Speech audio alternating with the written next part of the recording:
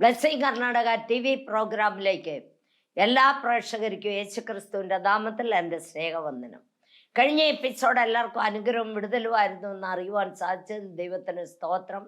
ഇനി ഞാൻ നിങ്ങളോട് സംസാരിക്കുവാൻ ഇഷ്ടപ്പെടുന്ന വിഷയം, നമ്മുടെ ദൈവം വിശ്വസ്തൻ. ഈ ലോകത്തിൽ ഇല്ലാത്ത ഒരു വിഷയമാണ് വിശ്വസ്തത. നമ്മുടെ ദൈവം വിശ്വസ്തൻ. ഏതെല്ലാം വിഷയങ്ങളാണ് നമുക്ക് ദൈവം വിശ്വസ്തത കാണിക്കുന്നതെന്ന് വചനത്തിലൂടെ നമുക്ക് നോക്കാം. ദൈവം വിശ്വസ്തനായിരിക്കുന്ന പോലെ നമ്മളും വിശ്വസ്തരായിരിക്കണം. നമ്മുടെ ജീവിതത്തിലും നമ്മൾ വിശ്വസ്തരായിരിക്കണം. ദൈവം നമ്മെ ശുദ്ധീകരിപ്പാൻ വിശ്വസ്തനാണ്. 1 യോഹന്നാൻ 1-ാം അധ്യായം 9-ാമത്തെ വാക്യം. നമ്മുടെ പാപങ്ങളെ ഏറ്റുപറയുന്നുവെങ്കിൽ അവൻ നമ്മുടെ പാപങ്ങളെ ക്ഷമിച്ച് സകല അനീതി പോക്കി നമ്മെ ശുദ്ധീകരിപ്പാൻ തക്കവണ്ണം വിശ്വസ്തനും നീതിമാനുമാകുന്നു. കർത്താവായ യേശു ക്രിസ്തു നമ്മുടെ പാപങ്ങൾക്ക് വേണ്ടി മരിച്ചടക്കപ്പെട്ട് 3-ാം ദിവസം ഉയർത്തെഴുന്നേറ്റ് ഇന്ന് ജീവിക്കുന്ന ദൈവം നമ്മുടെ മധ്യത്തിൽ വസിക്കുന്ന ദൈവമാണ്. അവന് പാപത്തിൽ നിന്നും രോഗത്തിൽ നിന്നും ശാപത്തിൽ നിന്നും വിടുവിച്ച് അവൻ്റെ രക്തത്താൽ കഴുകി ശുദ്ധീകരിപ്പാൻ വിശ്വസ്തനും നീതിമാനുമാണ്. നമ്മൾ നമ്മുടെ പാപങ്ങളെ ഏറ്റുപറഞ്ഞ് ദൈവത്തിൻ്റെ ക്രൂശ് മരണത്തിൽ വിശ്വസിച്ചാൽ അവൻ്റെ രക്തത്താൽ നമ്മളെ കഴുകി ശുദ്ധീകരിക്കും. ക്രൂശ് മരണത്തിൽ വിശ്വസിച്ചാൽ അവൻ്റെ രക്തത്താൽ നമ്മളെ കഴുകി ശുദ്ധീകരിപ്പാൻ അവൻ വിശ്വസ്തനാണ്. പ്രിയ മക്കളെ, വിശ്വാസമാണ് ഏറ്റവും വലുത്. നമ്മൾ വിശ്വസിക്കണം. നമ്മുടെ ദൈവം വിശ്വസ്തനാണ്. അതുപോലെ തന്നെ 2 തെസ്സലോനി 3:3 കർത്താവോ വിശ്വസ്തൻ, അവൻ നിങ്ങളെ ഉറപ്പിച്ച് ദുഷ്ടന്റെ കയ്യിൽ അകപ്പെടാതെ വണ്ണം കാത്തുകൊള്ളും. നമ്മൾ രക്ഷിക്കപ്പെടുമ്പോൾ തന്നെ നമ്മൾ ഒരു ആത്മീയ യുദ്ധത്തിന് വേണ്ടി കടക്കുകയാണ്. നമ്മളോട് പോരാടുന്ന ഒരു ദുഷ്ടനുണ്ട്, അവനാണ് സാത്താൻ. സാത്താൻ നമ്മളെ താഴെ വീഴിക്കണം, ഇവനെ ആത്മീയമാക്കി എങ്ങനെയെങ്കിലും താഴെ ഇടണം. അതാണ് സാത്താന്റെ ആഗ്രഹവും ചിന്തയും. അവൻ നമ്മളെ ദൈവത്തിൽ നിന്നും ദൂരം ചെയ്ത് നരകത്തിൽ കൊണ്ടുപോകണം. ഞാൻ ഒറ്റയ്ക്ക് പോയാൽ ഒക്കത്തില്ല, ഇവരെ എല്ലാം കൂടെ കൂട്ടിക്കൊണ്ട് പോകണം എന്നൊരു ചിന്തയാണ് സാത്താനുള്ളത്. അതിനുവേണ്ടി സാത്താൻ അതിശക്തിയോടെ പോരാടിക്കൊണ്ടിരിക്കുന്നു. നമ്മുടെ ക്രിസ്തീയ ജീവിതത്തിൽ ദൈവത്തിൽ ആശ്രയിക്കുകയും വചനപ്രകാരം ജീവിക്കുകയും പ്രാർത്ഥനയിൽ ഉറ്റിരിക്കുകയും ചെയ്യുകയാണെങ്കിൽ ദൈവം നമ്മളെ വിശ്വസിച്ച് രക്ഷിപ്പാൻ വിശ്വസ്തനാണ്. ദൈവം നമ്മളെ സാത്താന്റെ കയ്യിൽ നിന്നും വിടുവിച്ച് രക്ഷിപ്പാൻ വിശ്വസ്തനാണ്. നമ്മുടെ ദൈവം ജീവിക്കുന്ന ദൈവമാണ്. നമ്മുടെ ദൈവത്താൽ കഴിയാത്ത ഒന്നുമില്ല.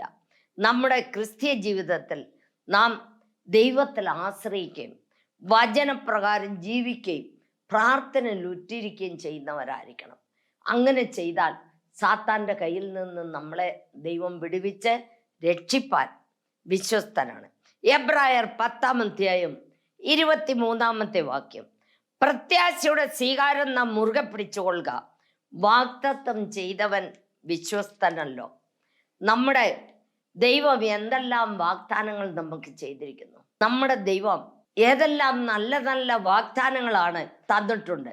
ഞാൻ നിങ്ങളെ ഒരു നാൾ കൈവിടുകയില്ല, ഉപേക്ഷിക്കുകയുമില്ല എന്ന് പറഞ്ഞിരിക്കുന്നു. നമ്മൾ വിശ്വസിക്കണം. നമ്മളെ ഒരിക്കലും കൈവിടുന്ന ദൈവമല്ല, ഉപേക്ഷിക്കുന്ന ദൈവവുമല്ല നമ്മുടെ ദൈവം. അതുപോലെ തന്നെ പെറ്റതള്ള തൻ്റെ കുഞ്ഞിനെ മറന്നാലും ഞാൻ നിങ്ങളെ ഒരിക്കലും മറക്കത്തില്ലെന്നാണ് പറഞ്ഞിരിക്കുന്നത്. അതുപോലെ ലോക അവസാനത്തോളം ഞാൻ നിങ്ങളോടുകൂടെ ഇരിക്കാമെന്നാണ് പറഞ്ഞിരിക്കുന്നത്. അങ്ങനെ അനേക നല്ല നല്ല വാഗ്ദാനങ്ങൾ നമുക്ക് തന്നിട്ടുണ്ട് ദൈവം. ആ വാഗ്ദാനത്തെ എല്ലാം നമ്മൾ മുറുകെ പിടിക്കണം, വിശ്വസിക്കണം. വിശ്വസിക്കുകയാണെങ്കിൽ ദൈവം തൻ്റെ വാഗ്ദാനങ്ങൾ നിറവേറ്റാൻ വിശ്വസ്തനാണ്. 1 തെസ്സലോനി 5-ാം അധ്യായം 24-ാമത്തെ വാക്യം. നിങ്ങളെ വിളിക്കുന്നവൻ വിശ്വസ്തനാണ്, അവനത് നിവർത്തിക്കും. അന്ധകാരത്തിൽ നിന്ന് അത്ഭുത പ്രകാശത്തിലേക്ക് വിളിച്ച ദൈവം നമ്മുടെ ജീവിത യാത്രയിൽ വെളിച്ചത്തിൽ നമ്മളെ നടത്തുവാൻ മതിയായവനാണ്. ഏത് ശോധനയിലും കഷ്ടങ്ങളിലും നമ്മളെ വിളിച്ച ദൈവം വിശ്വസ്തനെന്ന് നമ്മൾ വിശ്വസിക്കുകയും ആശ്രയിക്കുകയും ചെയ്യുകയാണെങ്കിൽ ദൈവം നമ്മളെ വഴി നടത്തും. നമ്മൾ വിശ്വസിച്ചാൽ മതി. വിശ്വസിക്കണം. നമ്മുടെ ദൈവം വിശ്വസ്തനാണ്. നമ്മളെ ഒരിക്കലും കൈവിടുന്ന ദൈവമല്ല, ഉപേക്ഷിക്കുന്ന ദൈവമല്ല. ദൈവം എന്താ പറഞ്ഞിരിക്കുന്നത്? ലോക അവസാനത്തോളം ഞാൻ നിങ്ങളോടുകൂടെ ഇരിക്കാമെന്നാണ് പറഞ്ഞിരിക്കുന്നത്. തൻ്റെ പെറ്റതള്ള തൻ്റെ കുഞ്ഞിനെ മറന്നാലും ഞാൻ നിങ്ങളെ മറക്കുമോ? ഒരിക്കലും മറക്കാത്ത ദൈവമാണ് നമ്മുടെ ദൈവം. മറക്കാതിരിക്കണമെന്ന് വരികിൽ നീ ആരായിരിക്കണമെന്നോ? നീ ദൈവത്തിൻ്റെ ശിഷ്യളായിരിക്കണം. ദൈവത്തിൻ്റെ ഒരു മാനപാത്രമായി ജീവിക്കുന്ന ഒരു വ്യക്തിയായിരിക്കണം. വിശ്വസ്തയോടെ ജീവിക്കുന്ന ഒരു വ്യക്തിയായിരിക്കണം. അങ്ങനെ ജീവിച്ചെങ്കിൽ മാത്രമേ ദൈവം നിന്നെ സാത്താൻ്റെ കയ്യിൽ നിന്നും രക്ഷിക്കത്തുള്ളൂ. അതുപോലെ തന്നെ ഒരു വാക്യം നോക്കാം. സങ്കീർത്തനം 89:33. എങ്കിലും എൻ്റെ ദയയെ ഞാൻ അവങ്കൽ നിന്ന് നീക്കിക്കളകയില്ല, എൻ്റെ വിശ്വസ്തതയ്ക്ക് ഭംഗം വരുത്തുകയുമില്ല. ദൈവം നമ്മളോട് ദയുള്ള ദൈവമാണ്. നമ്മുടെ ദൈവം നമ്മളോട് ദയുള്ള ദൈവമാണ്. തൻ്റെ വിശ്വസ്തതയ്ക്ക് ഒരു മാറ്റവുമില്ല. നമ്മൾ ദൈവത്തിൻ്റെ വിശ്വസ്തതയിൽ ആശ്രയിക്കുകയും വിശ്വസിക്കുകയും ചെയ്താൽ ദൈവം നമ്മളെ അത്ഭുതകരമായി വഴി നടത്തും. നമ്മൾ എങ്ങനെ വിശ്വസ്തനായിരിക്കണം എന്നുള്ളത് നമുക്ക് നോക്കാം. 1 കൊരിന്ത്യർ 10-13 വാക്യം. മനുഷ്യർക്ക് നടപ്പല്ലാത്ത പരീക്ഷ നിങ്ങൾക്ക് നേരിട്ടിട്ടില്ല. പരീക്ഷ നിങ്ങൾക്ക് നേരിട്ടിട്ടില്ല. ദൈവം വിശ്വസ്തൻ. നിങ്ങൾക്ക് കഴിയുന്നതിന് മീതെ പരീക്ഷയോടുകൂടെ നേരിടുവാൻ സമ്മതിക്കാതെ നിങ്ങൾക്ക് സഹിപ്പാൻ കഴിയേണ്ടതിന് പരീക്ഷയോടുകൂടെ അവൻ പോക്കുവഴിയും ഉണ്ടാക്കും. Price the Lord.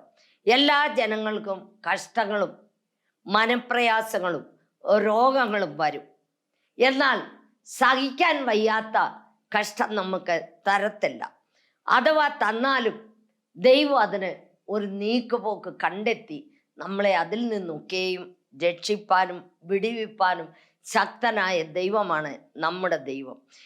എന്ത് വന്നാലും അതിന് പോക്കുവഴി ഉണ്ടാക്കുന്ന ദൈവമാണ് നമ്മുടെ ദൈവം. അതിന് ഒരു മാറ്റവുമില്ല. പോക്കുവഴി ഉണ്ടാക്കും. നമ്മുടെ ദൈവത്തിന് അതിന് ഒരു മാറ്റവുമില്ല. അനേക ദൈവമക്കൾക്ക് ശോധന വന്നു, കഷ്ടങ്ങൾ വന്നു, അതിൽ നിന്ന് ദൈവം വിടുവിച്ചു. അനേക ഉദാഹരണങ്ങൾ നമ്മുടെ ബൈബിളിൽ നമുക്ക് കാണാൻ സാധിക്കുന്നുണ്ട്. അതായത് ലാസറും മറിയയും മാർത്തയും. ലാസർ ദീനമായി കിടന്നപ്പോൾ യേശുവിനെ പോയി ആൾക്കാർ വിളിച്ചു. നിന്റെ ദാസൻ ദീനമായി കിടക്കുന്നു എന്ന് പറഞ്ഞു. ദൈവം യേശു ക്രിസ്തു അത് കൂട്ടാക്കാൻ പോയില്ല. അതെന്തിനാ കൂട്ടാക്കാഞ്ഞത്? ദൈവത്തിന് മഹത്വം വെളിപ്പെടുത്തുന്നതിന് വേണ്ടി. ദൈവത്തിന് മഹത്വം വെളിപ്പെടുത്തുന്നതിന് വേണ്ടിയാണ്.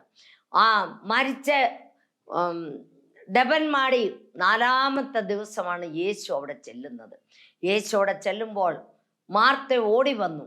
ഉടനെ മറിയ എവിടെയെന്ന് ചോദിച്ചോണ്ടേ അവിടെ ഉണ്ട്.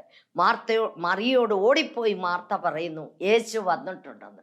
അങ്ങനെ അവർ രണ്ടുപേരും വന്ന് യേശുവിനെ അവനെ വെച്ചത് എവിടെന്ന് ചോദിച്ചപ്പോൾ അതാ അവിടെ എന്ന് പറഞ്ഞു. അവിടെ കൊണ്ടുപോയി കാണിച്ചു. അവന് ഉയർത്തെഴുന്നേൽക്കുമെന്ന് പറഞ്ഞപ്പോൾ മാർത്ത പറഞ്ഞു ഒടുക്കത്തെ നാളിൽ ഉയർത്തെഴുന്നേൽക്കുമെന്ന്. വിശ്വസിച്ചാൽ നീ ദൈവത്തിന്റെ മഹത്വം കാണുമെന്ന് പറഞ്ഞു. കല്ലുരുട്ടി മാറ്റാൻ പറഞ്ഞു. ദൈവത്തിന് കല്ലുരുട്ടി മാറാൻ പറഞ്ഞ മാറിയന് നീ ചെയ്യണം. കല്ലുരുട്ടി മാറ്റാൻ പറഞ്ഞു. കല്ലുരുട്ടി മാറ്റിക്കഴിഞ്ഞ് ലാസറേ പുറത്തു വാന്ന് പറഞ്ഞു. ഉടനെ നാറ്റം വെച്ച അവസ്ഥയിൽ ആ സൗണ്ടിന്റെ ആ സ്വരത്തിന്റെ ശക്തി എത്രമാത്രം വലുതെന്ന് നിങ്ങളൊന്ന് ഓർത്ത് നോക്കി.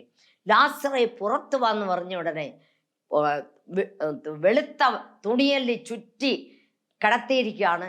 അങ്ങനെ മെല്ലേക്ക് വന്ന ഉടനെ അവൻ്റെ റൂമാലുകളെല്ലാം അഴിച്ചു മാറ്റാൻ പറഞ്ഞു. അഴിച്ചു മാറ്റി. ആ ചേച്ചിമാർക്ക് എത്ര സന്തോഷം വന്നു കാണുമല്ലേ? ഒന്ന് ഓർത്ത് നോക്കിക്കേ. നമ്മുടെ ദൈവത്തെ കഴിയാത്ത ഒന്നുമില്ല. പക്ഷെ നമുക്ക് വിശ്വാസമില്ല. നമ്മൾ വിശ്വസ്തരല്ല. നമുക്ക് വിശ്വാസമില്ലാത്തത് കൊണ്ടാണ് ഈ ലോകത്തിലൊന്നും നടക്കാത്തത്. നമുക്ക് വിശ്വാസം ഉണ്ടെങ്കിൽ എല്ലാം നടക്കും. എല്ലാത്തിനും ശക്തവാനായ ദൈവമാണ് നമ്മുടെ ദൈവം. ആ ദൈവത്തെ നമ്മൾ എന്ത് ചെയ്യണം? മുറുകെ പിടിക്കണം. അവനെ എപ്പോഴും പാടുകയും പ്രാർത്ഥിക്കുകയും വചനം വായിക്കുകയും പ്രാർത്ഥിക്കുകയും നമ്മുടെ ജീവിതത്തിൽ എപ്പോഴും ഒരു അന്യോന്യത ഉണ്ടെങ്കിൽ എല്ലാ കാര്യവും സാധിക്കും. ദൈവം ചെയ്യുന്ന എല്ലാ കാര്യവും നമ്മൾ ചെയ്യും. ദൈവം നമ്മളോട് പറഞ്ഞിട്ടാണ് പോയിരിക്കുന്നത്. നമ്മളത് വെറുതെ വായിച്ചുകൊണ്ട് കാര്യമായില്ല. നമ്മുടെ ജീവിതത്തിൽ അത് നടക്കണം.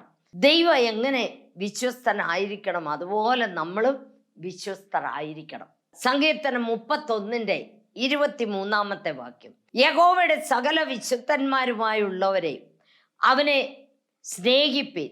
യഹോവ വിശ്വസ്തന്മാരെ കാക്കുന്നു, അഹങ്കാരം പ്രവർത്തിക്കുന്നവന് ധാരാളം പകരം കൊടുക്കുന്നു. Price the Lord, hallelujah.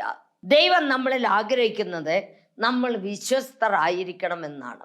നിങ്ങൾ ഏത് ജോലിയിലായാലും, നീ പാസ്റ്റർ ആയിരിക്കാം, നീ അച്ഛനായിരിക്കാം, നീ ബിഷപ്പായിരിക്കാം, നീ ഡോക്ടറായിരിക്കാം, നീ നേഴ്സായിരിക്കാം, നീ ടീച്ചറായിരിക്കാം, നീ ആരായിക്കോട്ടെ, വിശ്വസ്തയോടെ നിന്നെ ഏൽപ്പിക്കുന്ന ജോലി നീ വിശ്വസ്തയോടെ ചെയ്യുന്നുവെങ്കിൽ ദൈവം നമ്മളെ ധാരാളമായിട്ട് അനുഗ്രഹിക്കും. നീ വിശ്വസ്തത, ഏത് ജോലി ആയാലും, ആരായിക്കോട്ടെ, ഏത് വ്യക്തി ആയാലും, നമ്മുടെ എല്ലാ വിഷയങ്ങളിലും നമ്മൾ വിശ്വസ്തരായിരിക്കണമെന്നാണ് ദൈവം ആഗ്രഹിക്കുന്നത്. വിശ്വസ്തന്മാരെ ദൈവം കാക്കുന്നു എന്നാണ് പറയുന്നത്. നമ്മൾ ഈ വചനത്തിൽ വായിച്ചത്, വിശ്വസ്തന്മാരെ ദൈവം കാക്കുന്നു. അതേസമയം ദൈവത്തിന് ഇഷ്ടമില്ലാതെ അവിശ്വസ്തത കാണിച്ച് നടക്കുന്നവരെ ദൈവം കാക്കുന്നുണ്ടോ? ഒരിക്കലും കാക്കത്തില്ല. സദൃശവാക്യങ്ങൾ 28-20 വാക്യം, വിശ്വസ്ത പുരുഷൻ അനുഗ്രഹ സമ്പൂർണൻ. Price the Lord. വിശ്വസ്ത പുരുഷൻ അനുഗ്രഹ സമ്പൂർണൻ. അനുഗ്രഹം എന്ന് പറയുന്നത് എല്ലാവർക്കും വേണം. എല്ലാവരും ആഗ്രഹിക്കുന്ന ഒരു വിഷയമാണ്. അയ്യോ, എന്നെ അനുഗ്രഹിക്കണമേ, എൻ്റെ മക്കളെ അനുഗ്രഹിക്കണമേ, എൻ്റെ കുഞ്ഞുങ്ങളുടെ ജോലിയെ അനുഗ്രഹിക്കണമേ എന്നെല്ലാം നമ്മൾ പ്രാർത്ഥിക്കും. പക്ഷെ ആർക്കും വിശ്വസ്തരായി ജീവിക്കാൻ ഇഷ്ടമില്ല. എന്നാൽ ദൈവം ഏൽപ്പിക്കുന്ന ജോലി വിശ്വസ്തയോടെ ചെയ്യുവാൻ പലർക്കും സാധിക്കുന്നില്ല. നമ്മൾ വിശ്വസ്തർ ആകണമെന്ന് ദൈവത്തിൻ്റെ ആഗ്രഹം. ദൈവം ആഗ്രഹിക്കുന്നത് നമ്മൾ ഓരോരുത്തരും വിശ്വസ്തരായിരിക്കണമെന്ന്. അതായത് ദാനിയേലിൽ എന്തെങ്കിലും കുറ്റങ്ങളോ തെറ്റുകളോ കണ്ടുപിടിക്കാനായിട്ട് അവൻ്റെ കൂടെ ജോലി ചെയ്തവരെല്ലാം വളരെ ശ്രമിച്ചു നോക്കി. അവനിലൊരു കുറ്റം കണ്ടുപിടിക്കാൻ ആരെക്കൊണ്ട് സാധിച്ചില്ല. ഒടുവിൽ അവരെ എന്താ തീരുമാനിച്ചെന്നറിയാമോ? രാജാവിനോട് 30 ദിവസം എല്ലാവരും പ്രാർത്ഥിക്കണം. അങ്ങനെ പ്രാർത്ഥിക്കാത്തവരെ സിംഹത്തിൻ്റെ കൂട്ടിൽ ഇട്ട് കളയണം. തീരുമാനം എല്ലാവർക്കും എഴുതി ഒപ്പുവിട്ട് എല്ലാവർക്കും ലെറ്ററുകളും അയച്ചു, പ്രഖ്യാപിച്ചു കഴിഞ്ഞു. അങ്ങനെ ഇരിക്കുമ്പോൾ എല്ലാവർക്കും അറിയാം, ദാനിയേൽ ഒരു കാരണവശാലും രാജാവിനോട് പ്രാർത്ഥിക്കത്തില്ല. എൻ്റെ കർത്താവായ ദൈവത്തോട് അവൻ 3 ആവർത്തി പ്രാർത്ഥിക്കുന്ന വ്യക്തിയാണ്. അവൻ പ്രാർത്ഥിക്കത്തില്ല എന്നുള്ള അവർക്കറിയാം. അതിനുവേണ്ടിയാണ് അവരെല്ലാവരും ചേർന്ന് ഇങ്ങനൊരു നിയമനം വെച്ചത്. ദാനിയേൽ ഒരു കുറ്റമോ തെറ്റോ അവർക്ക് കണ്ടുപിടിക്കാൻ സാധിക്കാഞ്ഞിട്ടാണ് ഈ പടി കണ്ടുപിടിച്ചത്. അങ്ങനെ ഓരോ ദിവസവും എല്ലാവരും ചെക്ക് ചെയ്യുന്നുണ്ട്, രാജാവിനോട് പ്രാർത്ഥിക്കുന്നുണ്ട്. ദാനിയേൽ പ്രാർത്ഥിച്ചില്ല. ദാനിയേൽ നമ്മുടെ കർത്താവായ ദൈവത്തിൻ്റെ മുൻപാകെ മുട്ടുകുത്തി ഇസ്രായേലിലേക്ക് വാതിലും തുറന്നിട്ട് അവൻ 2 കൈകളും ഉയർത്തി ദൈവത്തോട് കരഞ്ഞ് പ്രാർത്ഥിച്ചു. രാജാവിനോട് പോയി പറഞ്ഞു, രാജാവ് കൊണ്ടുവന്ന വ്യക്തി ദാനിയേൽ ഉണ്ടല്ലോ, അവൻ രാജാവിനോട് പ്രാർത്ഥിക്കുന്നില്ല. രാജാവ് എല്ലാവരും പറഞ്ഞു, രാജാവിൻ്റെ കൽപ്പന ലംഘിക്കാൻ പാടില്ല, അവനെ സിംഹത്തിൻ്റെ കൂട്ടിലിടണമെന്ന് പറഞ്ഞു. സിംഹത്തിൻ്റെ കൂട്ടിലിടണമെന്ന് പറഞ്ഞപ്പോൾ രാജാവിന് ഭയങ്കര ദുഃഖമായി. എന്നു ചോദിച്ചാൽ അവൻ നല്ല വിശ്വസ്തനായ ജോലിക്കാരനാണ്, അവനിൽ യാതൊരു തെറ്റും കുറ്റവും ഇല്ല എന്ന് രാജാവിന് അറിയാം. ഇല്ല, ആൾക്കാർ സമ്മതിക്കത്തില്ല. അങ്ങനെ ദാനിയേലിനെ സിംഹത്തിൻ്റെ കൂട്ടിൽ കയ്യും കാലും കെട്ടി അവിടേക്ക് ഇട്ടു. നമ്മുടെ ദൈവം ആരാണ് മക്കളെ? നമ്മുടെ ദൈവം ജീവിക്കുന്ന ദൈവമാണ്. നീ പ്രാർത്ഥിക്കുകയും വിശ്വസ്തയോടുകൂടെ ജീവിക്കുകയും ചെയ്യുന്ന ഒരു മകളും മകനും ആണെങ്കിൽ നിന്നെ സിംഹത്തിൻ്റെ കൂട്ടിലിട്ടാലും നിന്നെ ഒന്നും ചെയ്യത്തില്ല, കരടിയുടെ കൂട്ടിലിട്ടാലും നിന്നെ ഒന്നും ചെയ്യത്തില്ല. നമ്മുടെ ദൈവം ജീവിക്കുന്ന ദൈവമാണ്. അവനെ കൂട്ടിലിട്ടു. അവൻ ആ സിംഹത്തിൻ്റെ മധ്യത്തിൽ കൂടെ നടന്ന് ആ സിംഹത്തെ എല്ലാം തലോടി രാത്രിയിൽ ആ സിംഹത്തിൻ്റെ കൂടെ സുഖമായിട്ട് കിടന്നുറങ്ങി, നല്ല മെത്തപ്പുറത്ത് കിടന്നുറങ്ങുന്ന പോലെ. സിംഹത്തിൻ്റെ വായ ആരടച്ചു? നമ്മുടെ ദൈവം അടച്ചു കളഞ്ഞു. അവൻ വിശ്വസ്തരായതുകൊണ്ടല്ലേ. നിങ്ങൾ വിശ്വസ്തരായി ഒന്ന് ജീവിച്ചു നോക്കിക്കേ, ദൈവം നിങ്ങളെ എങ്ങനെ അനുഗ്രഹിക്കുമെന്ന് അതിൽ നിന്ന് നമുക്ക് മനസ്സിലാക്കാനായിട്ട് സാധിക്കും. വെളിപ്പാട് 2-ാം അധ്യായം 10-ാം വാക്യം, നിങ്ങളെ പരീക്ഷിക്കേണ്ടതിന് പിശാച് നിങ്ങളിൽ ചിലരെ തടവിലാക്കുവാൻ പോകുന്നു. 10 ദിവസം നിങ്ങൾക്ക് ഉപദ്രവം ഉണ്ടാകും. മരണപര്യന്തം വിശ്വസ്തനായിരിക്കുക, എന്നാൽ ഞാൻ ജീവകിരീടം നിനക്ക് തരും. ഇത് ദൈവാത്മാവ് സഭയോട് പറയുന്ന ദൂതാണ്. സഭയോട് പറയുന്ന ദൂതാണ്. ദൈവമക്കളോട് പോരാടി അനേക കഷ്ടങ്ങളും ശോധനകളും പരീക്ഷകളും കൊണ്ടുവരും. എന്നാൽ നമ്മൾ ആ കഷ്ടങ്ങളിൽ പോരാടി ജയിക്കണം. നമ്മുടെ ജീവിതത്തിൽ അനേക കഷ്ടങ്ങൾ വരും, നമ്മൾ പോരാടി ജയിക്കണം. എങ്ങനെ പോരാടി ജയിക്കുന്നത്? പ്രാർത്ഥിക്കുന്നവരായിരിക്കണം. നമ്മൾ എന്താ കഷ്ടം വന്നാലും പ്രാർത്ഥന വിടരുത്, പ്രാർത്ഥിക്കണം. നമ്മുടെ ജീവിതത്തിൽ അനേക കഷ്ടങ്ങളും കടഭാരങ്ങളും അനേക ശോധനകളും നമ്മുടെ ജീവിതത്തിൽ ഉണ്ടാകും. നമ്മൾ അതിൽ നിന്നെല്ലാം പ്രാർത്ഥിച്ച് ജയിക്കണം. പ്രാർത്ഥനയിൽ കൂടെ മാത്രമേ നമുക്ക് ജയിക്കാൻ സാധിക്കത്തുള്ളൂ. അതുപോലെ തന്നെ വചനം നമ്മളിലും, നമ്മൾ ആരിലും വസിക്കണം? ദൈവത്തിലും വസിക്കണം. നമ്മൾ ദൈവത്തിലും വസിക്കണം, വചനം നമ്മളിലും ഉണ്ടായിരിക്കണം. അപ്പോൾ നമ്മൾക്ക് ആ വചനത്തെ പിടിച്ച് പ്രാർത്ഥിക്കുകയും ആ വചനം നമ്മുടെ വായിൽ എപ്പോഴും ഉരുവിട്ട് ജീവിക്കുകയും നടക്കുകയും ചെയ്താൽ നമുക്ക് ഒരു കാരണവശാലും ഒരു കഷ്ടവും വരത്തില്ല. എന്താ കഷ്ടം വന്നാലും അതിൽ നിന്നൊക്കെയും നമ്മളെ രക്ഷിക്കാൻ കഴിവുള്ള ദൈവമാണ് നമ്മുടെ ദൈവം. എന്നാൽ നമ്മൾ ആ കഷ്ടങ്ങളിൽ പോരാടി ജയിക്കണം. ഈ വാക്യത്തിൽ പറയുന്നു, മരണപര്യന്തം പോരാടി ജയിച്ച് നമ്മൾ വിശ്വസ്തരായിരിക്കണം. അപ്പോൾ നമുക്ക് എന്ത് കിട്ടുമെന്നാണ് പറഞ്ഞിരിക്കുന്നത്? ജീവകിരീടം കിട്ടുമെന്നാണ് പറഞ്ഞിരിക്കുന്നത്. നമ്മൾ ആ ജീവകിരീടത്തിന് വേണ്ടിയാണ് ഈ കഷ്ടപ്പെടുന്നതും ഓടുന്നതും അധ്വാനിക്കുന്നതും എല്ലാം. എൻ്റെ ദൈവത്തിൻ്റെ കൂടെ പോകണം, എൻ്റെ ദൈവസന്നിധിയിൽ ചേരണം, അവൻ്റെ മകനായി മകളായി ഞാൻ ജീവിക്കണം. എൻ്റെ ദൈവം ഏത് സമയത്ത് വന്നാലും അവനോടുകൂടെ പോകാൻ നമ്മൾ റെഡിയുള്ളവരായിരിക്കണം. നമ്മുടെ ജീവിതത്തിൽ അനേക കഷ്ടങ്ങൾ നമ്മുടെ ജീവിതത്തിൽ വരും മക്കളെ, വരും. അതിൽ നിന്നൊക്കെ നമ്മൾ ജയിക്കണം. നമ്മൾ ദൈവത്താൽ കഴിയാത്ത ഒന്നുമില്ല. നമ്മുടെ ദൈവം ജീവിക്കുന്ന ദൈവമാണ്. ഇന്നലെ ഇവിടെ നടന്ന ഒരു സംഭവം ഞാൻ പറയാൻ ആഗ്രഹിക്കുന്നു. ഇന്നലെ ഒരു പെൺകുട്ടിയെ കൊണ്ട് 4 ആമ്പിള്ളാരും, ഒന്ന് അവിടെ ഭർത്താവാണ്, പിന്നെ ഒരുത്തൻ അവൻ്റെ അനിയനാണ്, പിന്നെ പെങ്ങണ മോനാണ്, അങ്ങനെയൊക്കെ പറഞ്ഞു 4 പേര് കൂടി ആ പെൺകുട്ടിയെ കൊണ്ടുവന്നു. ആ പെൺകുട്ടിക്ക് ഇരിക്കാൻ മേല, വയറ്റുവേദന എന്ന് പറഞ്ഞാൽ അത് സഹിക്കാൻ മേല. 1 മാസമായി വയറ്റുവേദന തുടങ്ങിയിട്ട് എല്ലാ ഡോക്ടർമാരുടെ അടുത്ത് കൊണ്ടുപോയിട്ടും സ്കാനിങ് ചെയ്ത് നോക്കി, എക്സ്റേ എടുത്ത് നോക്കി, എല്ലാം എടുത്ത് നോക്കിയിട്ടും ആ പെണ്ണിന് യാതൊരു രോഗവുമില്ലെന്നാണ് പറയുന്നത്. യാതൊരു രോഗവും. എനിക്ക് അന്നേരം അറിയാം, ഇവളെ കണ്ടാലും മെലിഞ്ഞ് 2 പിള്ളേരുടെ അമ്മയാന്നാണ് പറയുന്നത്. എത്ര വയസ്സുണ്ടെന്നറിയോ? 22 വയസ്സ്. ചെറുക്കൻ എത്ര വയസ്സുണ്ടെന്ന് ചോദിച്ചപ്പോൾ 25 വയസ്സെന്ന് പറയുന്നു. ഇന്നലെ ഇവിടെ കൊണ്ടുവന്നു. ഞാൻ അവരോടെല്ലാം ഞാൻ വർത്താനമെല്ലാം പറഞ്ഞു, യേശുവിനെ കുറിച്ചെല്ലാം അവരോട് പറഞ്ഞു. ഇപ്പം യേശു ജീവിക്കുന്ന ദൈവമാണോ ഇല്ലയോ എന്ന് നിങ്ങളിപ്പോൾ കണ്ണാലെ കണ്ടിട്ട്, നിങ്ങൾ കണ്ണാലെ ഇപ്പം കാണും. കണ്ടു കഴിഞ്ഞിട്ട് നിങ്ങൾ യേശുവിനെ വിശ്വസിക്കുമോ, കണ്ടാൽ വിശ്വസിക്കുമോ എന്ന് ചോദിച്ചു. വിശ്വസിക്കാമെന്ന് പറഞ്ഞു. ഉടനെ നേരോ കളവോ എനിക്കറിയത്തില്ല, എന്നോട് പറഞ്ഞു വിശ്വസിക്കാമെന്ന് പറഞ്ഞു. ഞാൻ ആ പെൺകുട്ടിയോട് മുട്ടടിക്കാൻ പറഞ്ഞു, എൻ്റെ കണ്ണി നോക്കാൻ പറഞ്ഞു. ഓയ്യോ, കണ്ണി നോക്കാൻ പറഞ്ഞുകൊണ്ട് അങ്ങോട്ട് കാറാൻ തുടങ്ങി. കാറിച്ചെന്ന് പറഞ്ഞാൽ ഭയങ്കര കാറിച്ച. അപ്പോഴത്തേക്ക് അവിടുന്ന് ഇവിടുന്ന് എല്ലാം ഓരോരുത്തർ ഓടി വന്ന് എന്നാന്ന് ചോദിക്കുന്നു. ഞാൻ പറഞ്ഞില്ല, എനിക്കറിയത്തില്ല, ഈ പെണ്ണിന് വയറ്റുവേദനയാണെന്നും പറഞ്ഞ് കൊണ്ടുവന്നതാ, ഇപ്പം നിങ്ങൾ നോക്കിക്കോളാൻ പറഞ്ഞു. എല്ലാവരും അവിടെ നോക്കി നിന്നു. ഞാൻ പ്രാർത്ഥിക്കാൻ തുടങ്ങി. പ്രാർത്ഥനയിൽ കൂടെ മാത്രമേ സാത്താൻ പോകത്തുള്ളൂ. ഞാൻ പ്രാർത്ഥിക്കാൻ തുടങ്ങിയപ്പോഴത്തേക്ക് കാർച്ച പിന്നെ അങ്ങ് കൂടി. പ്രാർത്ഥന ഇടയ്ക്ക് നിർത്തിയിട്ട് ഞാൻ പറഞ്ഞു മുട്ടുകുത്താൻ പറഞ്ഞു. മുട്ടുകുത്തി കൈ 2 കൂപ്പി പിടിക്കാൻ പറഞ്ഞു. കൂപ്പി പിടിച്ചു. ഞാൻ പ്രാർത്ഥന തീരുന്നതിന് മുമ്പേ നീ കൈ മുകളിലോട്ട് പൊക്കി 2 കൈയും കൂപ്പി പിടിച്ച് ഈ നിലത്ത് നീ 3 പ്രാവശ്യം അടിച്ച് ഞാൻ ഇവളെ വിട്ടു പൊക്കോളാം, ഇവിടെ വയറ്റുവേദന എടുത്തോണ്ട് പൊക്കോളാവെന്ന് പറയാൻ പറഞ്ഞു.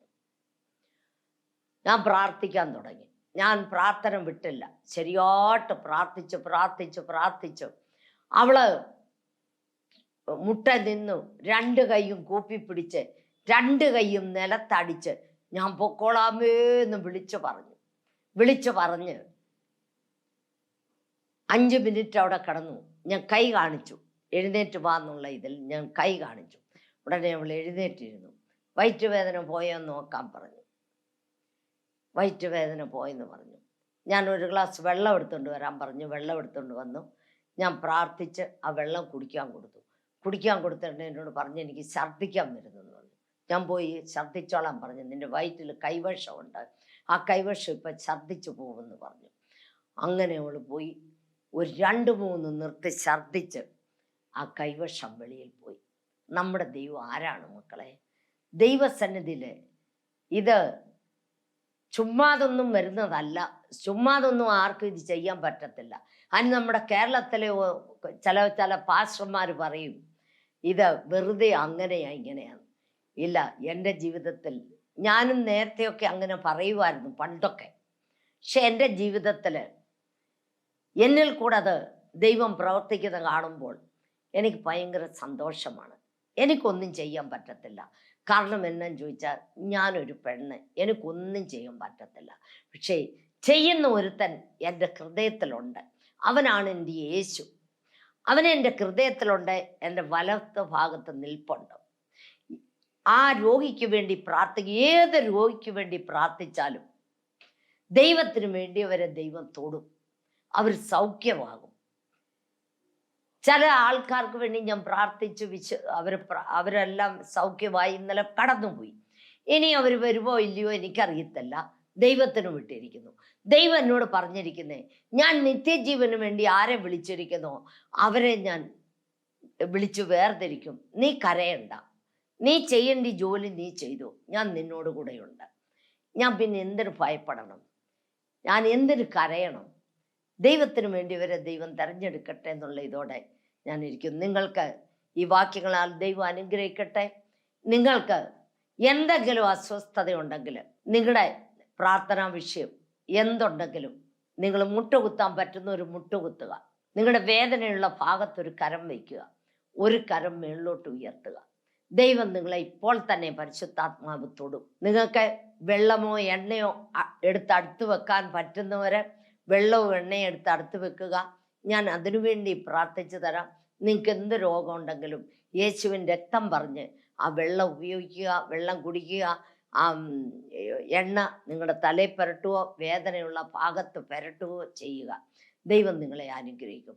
ഹല്ലേലൂയ. സ്തോത്രം സ്തോത്രം സ്തോത്രം സ്തോത്രം. കരുണാസമ്പൻ നിത്യനുമായ ഞങ്ങളുടെ വാഴ്ത്തപ്പെട്ട സ്വർഗസ്ഥ പിതാവേ, ദൂരത്തും ചാർത്തും ആയിരിക്കുന്ന മക്കളുമായിട്ട് നിന്റെ അടുത്ത് വരുന്നപ്പാ നീ അനുഗ്രഹിക്കണമേ, നിന്റെ കൃപയാൽ നിറയ്ക്കണമേ കർത്താവേ. നീ വിശ്വസ്തനായിരിക്കുന്നത് പോലെ ഞങ്ങൾ ഓരോരുത്തരും വിശ്വസ്തരായി ജീവിക്കുന്ന മക്കളാക്കി തീർക്കണമേ കർത്താവേ.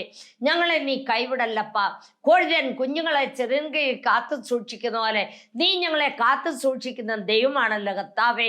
നീ ഞങ്ങളെ അനുഗ്രഹിക്കണമേ കർത്താവേ.